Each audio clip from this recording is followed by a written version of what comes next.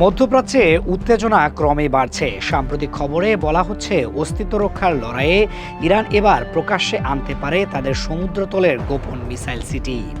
দেশটির গণমাধ্যমে প্রকাশিত প্রতিবেদনে দাবি করা হয়েছে, যুক্তরাষ্ট্র ও ইসরায়েলের সম্ভাব্য যৌথ হামলার জবাব দিতে এই গোপন সামরিক অবকাঠামো সামনে আনতে পারে তেহরান। মার্কিন প্রেসিডেন্ট ডোনাল্ড ট্রাম্প ঘোষণা দিয়েছেন যে ইরানের বিরুদ্ধে খুব শীঘ্রই বড় ধরনের সামরিক হামলা হতে পারে। তার ভাষ্য অনুযায়ী এটি ইতিহাসের অন্যতম ভয়াবহ হামলা হতে পারে। এই ঘোষণার পরপরই আন্তর্জাতিক মহলে আলোচনায় আসে ইরানের সমুদ্রতলের গোপন মিসাইল ঘাঁটির বিষয়টি।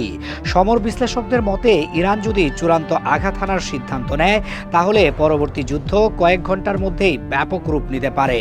কারণ মিসাইল সিটির মতো গোপন প্ল্যাটফর্ম থেকে খুব অল্প সময়ে বিপুল সংখ্যক ক্ষেপণাস্ত্র নিক্ষেপ করা সম্ভব। এর ফলে প্রতিরক্ষা ব্যবস্থাকে দ্রুত চাপে ফেলে দেওয়া যায়।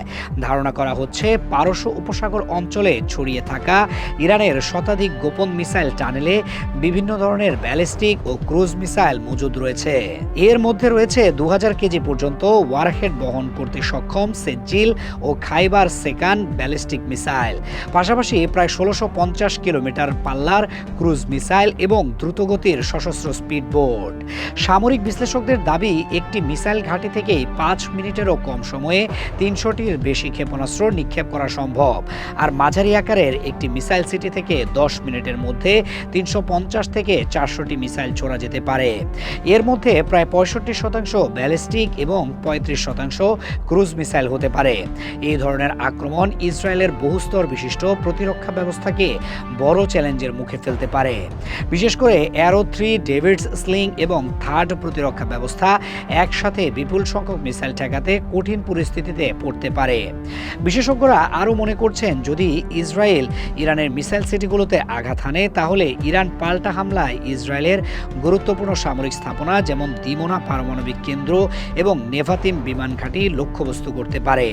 এমন হামলা ইসরায়েলের দীর্ঘমেয়াদী নিরাপত্তার জন্য বড় ক্ষতির কারণ হতে পারে। ইরানের এই মিসাইল সিটি প্রকল্পের অন্যতম বৈশিষ্ট্য হল এর গভীর গোপন অবকাঠামো।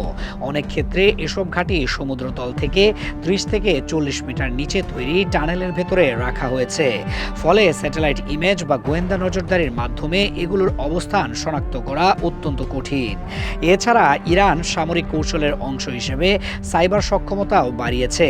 বিশ্লেষকদের মতে, সরাসরি ক্ষেপণাস্ত্র হামলার পাশাপাশি ইসরায়েলের কমান্ড ও কন্ট্রোল অবকাঠামো দুর্বল করে দেওয়ার জন্য সাইবার আক্রমণও চালাতে পারে তেহরান। নিরাপত্তা বিশ্লেষকদের মতে, এই সংঘাতে এখন সবচেয়ে গুরুত্বপূর্ণ প্রশ্ন হলো, যুদ্ধ কে শুরু করলো তা নয়, বরং শেষ পর্যন্ত কে এই যুদ্ধ থামাতে পারবে।